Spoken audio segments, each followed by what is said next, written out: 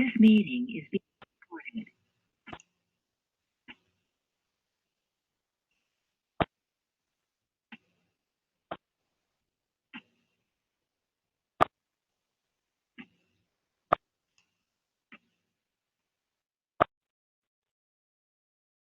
Carly, is she still working on it? Yeah, she's still trying to get in. I had trouble getting in today too. She'll be. Yeah, I think everybody was having trouble with it.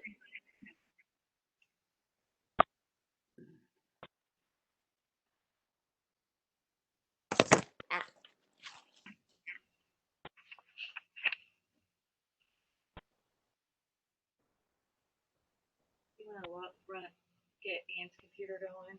Yeah. And then I'll take.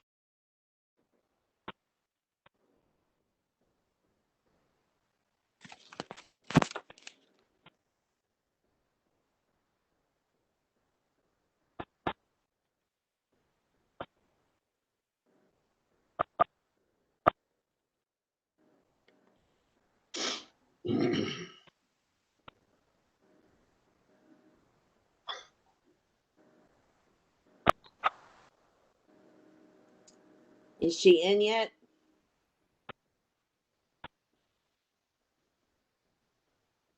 Apparently not. I see her. Yeah? You gonna do it that way, huh, Rach? Oh, she's still on mute. That's right. Now this has almost become the norm for me. We're not entirely sure. I was telling Donna earlier that I tested it with IT because I've been having terrible problems. And of course it worked this morning. And Mary Shams just texted me and said she's having trouble getting in. Okay.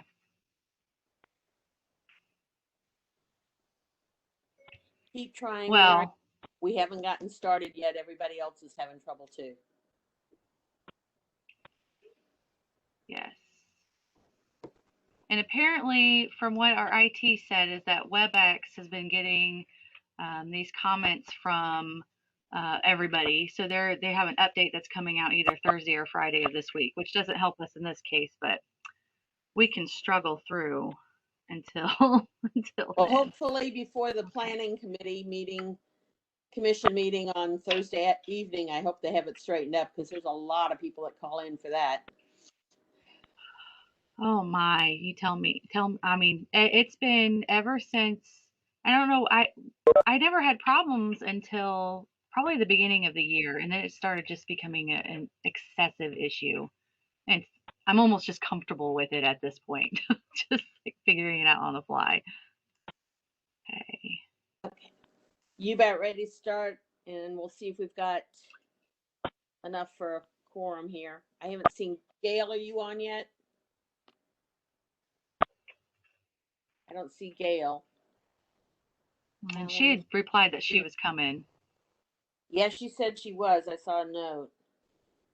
Alan, Greg, Mike, Steve, Tiffany. We've got 6 that I saw. Okay, we can give it a few more minutes. There's 7.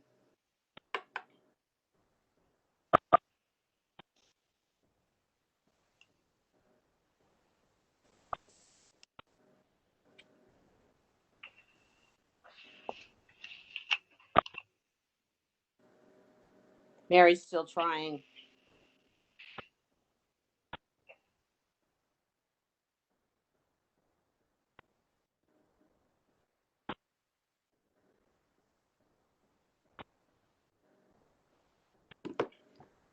Okay, Rachel, we've got a quorum. Let's go ahead and get started and we can go from there.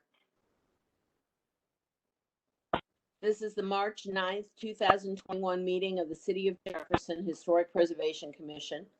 My name is Donna Dietz and I'm the chairman of the commission. Make sure your microphones are on so we can go through the roll call. And I'll go ahead and call roll so we can make sure we've got a quorum. Alan Wheat, Here. Gregory Benboom, Here. Aronson, Here. Mary Chance, Stephen Hoffman, Yes, ma'am. Gail Jones, Tiffany Patterson, Here. Brad Schaefer. Here. City staff, Rachel, who all's there? It's myself and Carly Rankemeyer. Okay. City code authorizes 9 regular members. A quorum of at least 5 members is present and is necessary to conduct business. I declare a quorum is present. You all got a copy of the agenda. I'll entertain a motion at this time to adopt the agenda as printed. So move. This is Tiffany. Second, Alan. And we have a motion by Tiffany Patterson to approve the agenda, second by Alan Wheat. All those in favor, please say aye. Aye. Aye. Aye. All opposed, nay. And motion carries. You also have minutes of the last meeting of February 9th. Are there any changes or amendments to that? If not, I'll entertain a motion to approve. Motion to approve.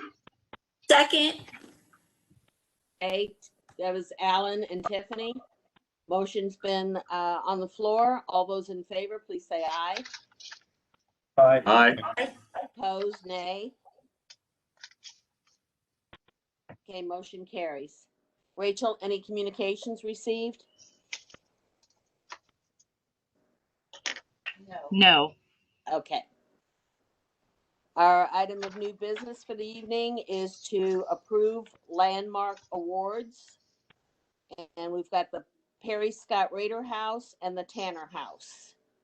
Rachel, would you like to give information, please? Sure. We have 2 properties up for, well, I'm getting some feedback. Do you all hear that feedback on your end?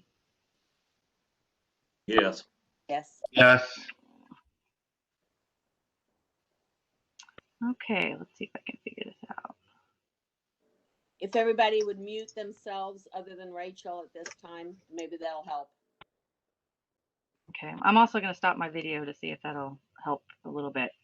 Okay, and I think it did actually. We've got 2 landmark award applicants, one for the Perry Scott Rader House located at 504 and 506 East Capitol Avenue. And the second nomination is for the Herman and Carolina Tanner House located at 630 Broadway. According to the Landmark Designation Award, applications must be submitted by the property owner. The Historic Preservation Commission is responsible for reviewing the applications for the following criteria. Criteria 1 is the historic, architectural, or cultural significance of the property, as those terms are defined under the city's preservation ordinance. The type of property involved, including its historic use and its present use. The location of the property, including the overall historical context of the area and the property's contribution to the area and surrounding properties. The historic architectural integrity of the property, including whether efforts have been made to preserve or restore the property, and whether or not the property is endangered. Final selections of the awardees are then designated by the city council, each by separate ordinance. In normal times, in May of each year during the city's Preservation Week activities, the awards are presented to the owners along with the designated landmark or plaque for permanent display on their building or property. After a landmark or historic district is designated by ordinance, each application for a building permit within an area so designated referred to the City of Jefferson Historic Preservation Commission for review at regular scheduled meetings. This process is only intended as an opportunity for the Historic Preservation Commission to advise property owners with means and methods of historic preservation. It does not actually grant the HPC ability to prevent any property action. So the first property that we have up is the Perry Scott Raider House. And if everybody, these applications were quite lengthy, did everybody have a chance to review, or I can also read through the nominations if that's what the commission chooses. Can you just give us a short synopsis for folks? Sure. Perry Scott Raider House is a great example of an Italianate architectural style. The house was built as a single-family home on a lot once owned by Dr. William Bolton, who was a prominent local doctor. The builders, they're estimating that the building was built roughly between 1897 and 1901. The original address of the home was 510 East Main before it switched over to East Capitol. It says at some time in its history, the house was divided into a first floor and second floor apartment, and that's why you get the 504 and 506 East Capitol Avenue addresses. Between 1898 and 1908, a porch was added to the northeast facade of the house, and eventually the porch was fully enclosed. In 2005, the property was listed as a contributing resource within the National Register of Historic Places Capitol Avenue Historic District. The house currently serves as a private residence. Several notable Missourians have owned and lived in the home, including John Thompson Clark and his wife, Sadie Bolton. That was the doctor and his wife that built the property. Also, Frank Littleton Pitts rented the home while he held the office of the Missouri State Treasurer in 1900. Lawyer and St. Louis Globe correspondent Joseph Harry Edwards and his wife, Mary Carter, purchased the home from the Clarks and lived there until 1905. Perry Scott Raider and his wife, Julia Bonetta Younger, owned the home from 1905 to 1935. Perry Scott Raider was reporter of the Missouri Supreme Court and author of several history books about Missouri, one of which, Civil Government and History of Missouri, which was used as a textbook in Missouri schools in the early 1900s. From 1949 to 1984, Henry William Ells and his wife Cleo Moon owned the home. Henry Ells served as the Jefferson City clerk from 1929 to 1961. In 1986, former Missouri Department of Corrections Director Thomas Whitecotton and his wife Dee purchased the home after living next door at Ivy Terrace for 20 years. The current owner of the Perry Scott Raider House is Whitecotton's granddaughter, just Meredith Rooney Cox, and I believe she is on the call. Not to put her on the spot, but and do you want me to go ahead? I'm on the call. So do you want to speak more about your nomination? I guess that would be Donna, up to Donna.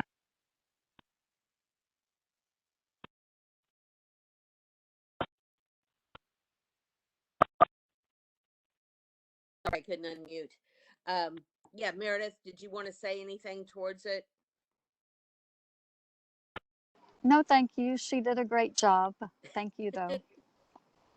What questions do the commissioners have regarding this application?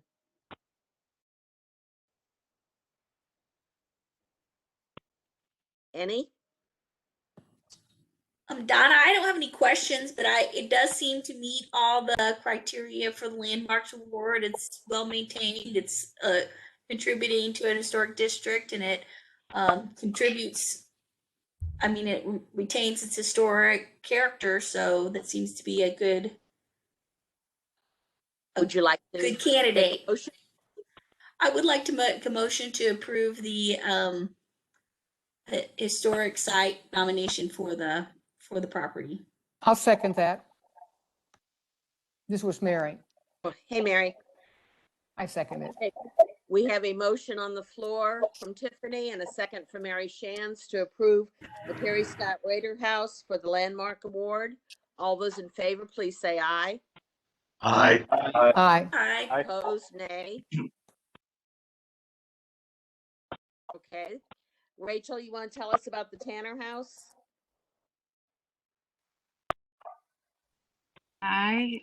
Absolutely. The Tanner House is located at 630 Broadway. The Tanner family has historically been one of the most important and best known families in Jefferson City's Munichburg. Brothers Jacob and Charles Tanner, immigrants in the 1850s from Jefferson City's partner city in, I'm going to butcher this, Munichburg in Bavaria, Germany, purchased and rebuilt Glover's Mill on the Moore River in 1856 and operated it until it was destroyed by flood in 1858. The bridge over the Moore River near that mill site was opened in 1868, twice replaced, and has ever since been known as Tanner Bridge, which in turn gave its name to Tanner Bridge Road, one of the arteries leading south from Jefferson City. The Tanner brothers moved to Jefferson City and built a brick general merchandise store in 1858 in the corner of Dunklin and Jefferson Streets, which led to the establishment of that intersection as the business center of Munichburg. Jacob bought out his brother Charles, who later built a foundry and a machine shop to the south. Jacob's son Herman Tanner continued and enlarged the prosperous store to a position as the leading general store in Munichburg.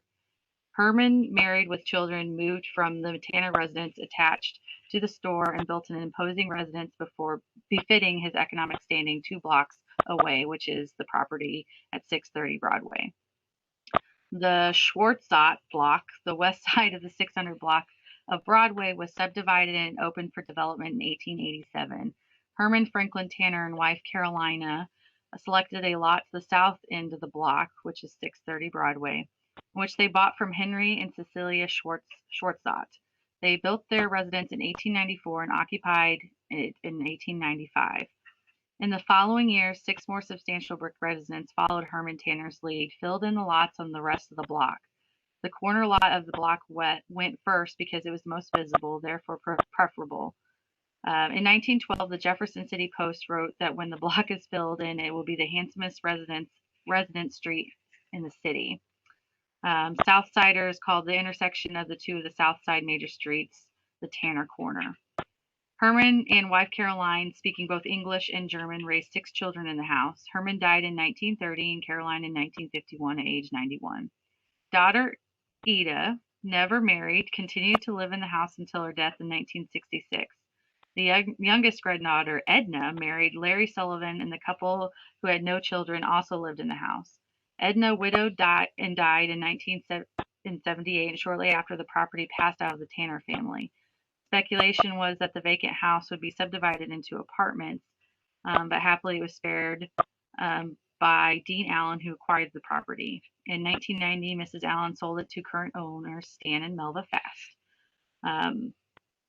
The Fast admired the house and did quite a bit of restoration on it. They rebuilt all 4 chimneys as they were originally. They removed paint to restore the original woodwork to its natural beauty. And updated the kitchen and bathrooms. The original configuration of rooms and stairways remained intact. The building, both interior and exterior, is now in excellent condition. According to Jeanette DeWile Kasbaum, niece of Herman Tanner, A.W. Elsner was the architect who built the Tanner house in 1894. John V. Eveler did the stonework, and Jack Slate and Fred Burley Jr. did the brickwork. The outer walls of the house are 12 inches thick. Jane Beadham, in her 2002 nomination for placement on the National Register of Historic Places as part of the Broadway Dunklin Historic District, described the house as a 2-story brick Queen Anne influenced house with a irregular plan and a 2-bay facade facing Broadway. This house is one of the more prominent homes in the neighborhood due to its well-detailed architecture and visible location. The house is, the multicolored tile floor front entrance is recessed behind an arch of rounded bricks. On the south side of the entrance is a large square window topped by a half-round stained glass window featuring the Tanner's ancestral Bavarian blue, and the ensemble is framed by round bricks. Its stone sill is supported by concrete brackets. Above it on the upper level is a double window with stone sill and lintel. Above the recessed entrance is a highly distinctive tall single window, also framed with rounded bricks, which opens onto a beautiful symmetrical designed wrought iron balcony, a signature of German influence. The roof cornice on both street sides has decorative brackets highlighted by a Victorian-era multicolored paint scheme. The south side facing Dunklin has 3 windows on each floor, all with with louvered shutters and all with stone sills and lintels that match the front facade. The one-story brick portion of the back of the house extends a few feet beyond the south and adds interest to the simplicity of the house's otherwise rectangular plan. The north side facing the adjacent house on Broadway has a round stained glass window close to the recessed front entry, which colorfully lights up the foyer at the base of the stairway in the house. The house's backside was rebuilt, one-story wooden porch with posts. The house sits on foundation of cut stone. Arrangement of the high ceiling rooms inside the house follows 1890 styles. A foyer opens to a hall that leads to the back of the house. To the left of the foyer in the hall, when entering, are two parlors connected by an original pocket door. The front parlor is the larger. Behind the second parlor are the dining room and kitchen. Original stairs in the foyer and the original railing and wooden posts with ball newel lead to the three second floor bedrooms. On the back side of the property is an outbuilding. All right. I see Donna trying to talk to me, so I'm trying to poke up. That's okay. On the back side of the property is the outbuilding along the unnamed 10-foot wide public right-of-way created by the Schwartzott property was divided into lots. A distinctive concrete bunker garage opens from Dunklin Street so that only its front street level entrance is visible from the exterior. It was created by excavation into pliable loafs when the 300 block of Dunklin Street was put in and lowered in 1925.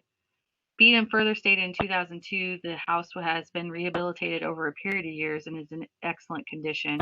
The house and outbuildings have retained their form, size, massing, fenestration pattern, materials, craftsmanship, and setting. Rehabilitation efforts over the last several years have resulted in the house's current excellent condition.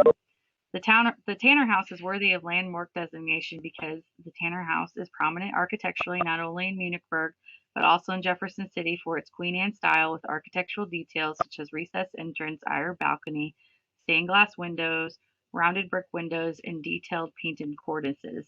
Its construction in 1894 was a stimulus for the development of the rest of the historic 600 block of Broadway and likely other houses nearby. It has been wonderfully preserved by its occupants, both the Tanners and the Fasts, and the present owners. Its exterior is virtually the same as when it was built 127 years ago, and the interior has been restored as much as feasible and upgraded for contemporary living. It is highly visible on a major stoplight intersection in Munichburg and Jefferson City. The Tanner House is the only remaining structure to bear visible witness to the Tanner family, one of the most important early entrepreneurs to develop Munichburg. The Tanner Machine Shop is no longer recognized by that name. The other named item remaining in the landscape is Tanner Bridge Road. The Tanner name provides a historic visible connection to Jefferson City's partner city, Munichburg, Germany. I read the Thank you. nomination, as you can tell. I noticed. Okay, any questions from the commissioners? I don't have any questions, but what a wonderful home, and we're so fortunate that it has been kept in such marvelous shape. Thank you. This is just wonderful. I'll entertain a motion to approve one for a landmark award. So moved. Second.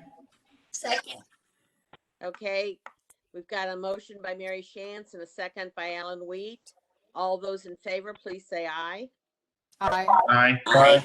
Opposed, nay. Motion is carried. We only had 2 landmark award nominations, I understand, right?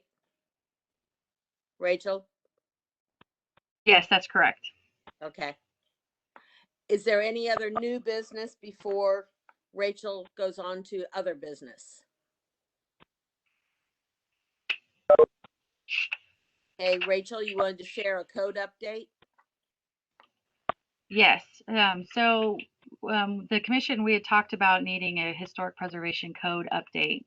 And in November, we met with the mayor and city administrator and discussed the need together because it was going to be so wide sweeping, and having a code update.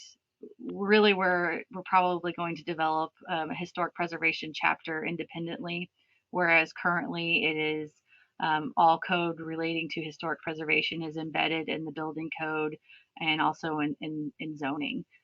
So it would be quite a big shift, and having so many code changes, we really thought it would be best to gather a group of stakeholders to determine best course of action, because we, in past experiences, we found that sometimes when city staff are moving in a direction where they feel it should, they're leaving behind some of the community members, and therefore sometimes creating unnecessary conflict. So in order to avoid that, and also to really build the best final product that we can, we came up with the idea for the city council. We request the city council to create a special committee in which the mayor would appoint members of that special committee. The mayor has liked the idea, and she has asked that we come up with a list of names for her, which we have been working on. I should have a finalized list of names by the end of the week. I'm hoping to get it on the council agenda for the first April meeting, but it's more likely going to be the second, just based off of timing. And so far, the committed members that we have are Donna Dietz, which is from HBC, as well as Brad Schaefer. We also reached out, we have Dr. Deborah Green, who is a retired professor from Lincoln, Cassandra Gould, and Glover Brown.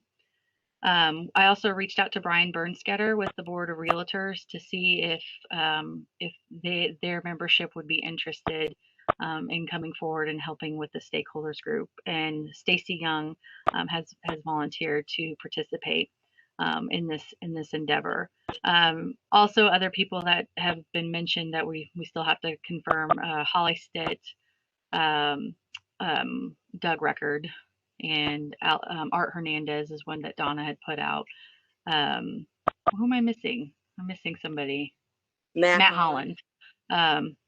Yes, and also somebody from the historic city of Jefferson. And the intent would be, and it's the stakeholders aren't going to write the code itself, but they are going to, staff will write the code, give it to the stakeholders group, and give us feedback on changes or adjustments, or where they think the priorities for historic preservation in Jefferson City should be. And then we'll make those changes, and then the stakeholders will go back to their respective organizations and communicate with them as we go through the process. We estimate that the process will take between 18 and 24 months, so we're looking around 2 years before we have a finished product. But at the end of it, hopefully we'll have a better foundation to stand on. There were a lot of things in the historic preservation plan that was adopted in 2019. Some of the target goals that were listed, included a lot of these code changes. And I think it'll be a better product where at the end of the day, we'll be able to provide better communication to property owners and to those interested in purchasing property. So that's kind of the timeline of the code update. So as soon as this gets organized, and if council establishes a special committee and then the mayor appoints that, we'll start moving. Hopefully by May or June. What questions do the commissioners have regarding this to Rachel? Rachel, this is Mary. I guess that one of the things that we had talked about at the time that the code was changed in 2019, and subsequently to that, several times the issues come up that there's a lot of overlap from other sections of the code that didn't quite fit right. So, and some of it was planning and zoning, and there was just a bunch. Is that going to be taken into consideration so we don't end up with a new historic preservation code that still doesn't fit with the rest of the city code? Yes, that is entirely the goal, because that's the problem currently, I feel. Right. It doesn't really give us, there's situations where we don't have any recourse, even though I believe the intent was there. I believe the intent was there whenever you establish a local historic district and you want to make changes to your property that are not within the design guidelines, that you have to go to the HPC for approval. That intent is there, but it's not written, so we can't do it. I also believe that there should always be an appeals, a repeals process for anything that's written in code. So if somebody, the only repeal or appeal process that we have are for the demolitions. So if anybody is not satisfied with the determination that the Historic Preservation Commission came up with, they should be able to go to council to appeal it. And currently that doesn't exist. It's not really clear and cohesive on how to create a local historic district or a conservation district. We kind of have this battle between overlay and local historic district. And it's like we're trying to do both, and it's not entirely working. So throughout this process, if a new chapter were created, part of that process would also be going back to the code where historic preservation exists and making sure it fits with the existing chapter.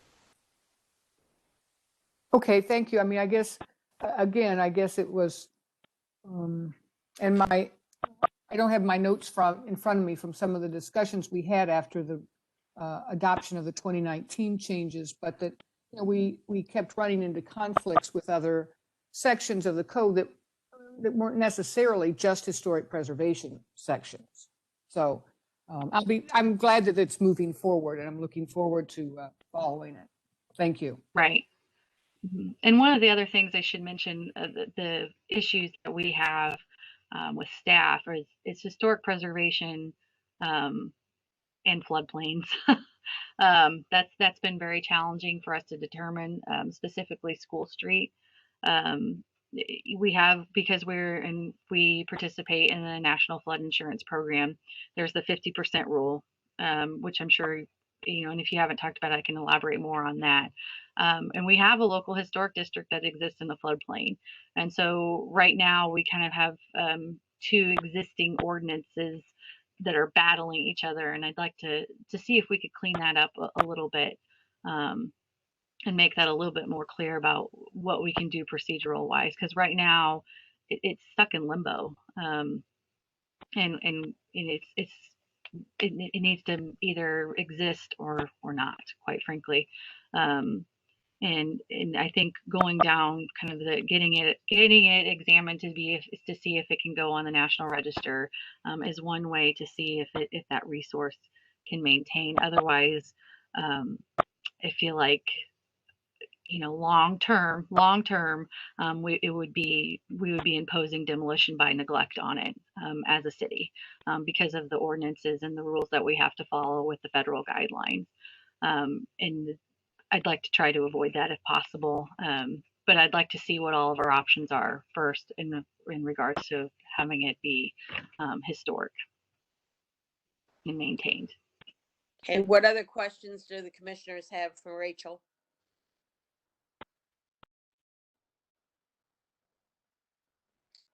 Sitting down, let her know if you have any questions before this goes up before the council in April.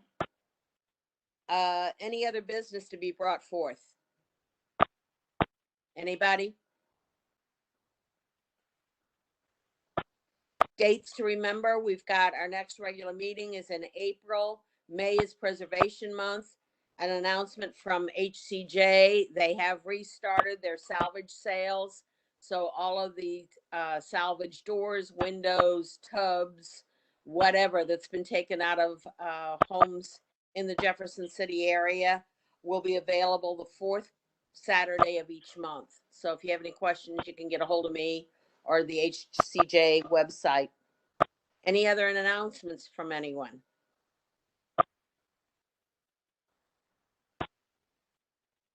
If not, we'll entertain a motion to adjourn. So move. Tiffany, Second.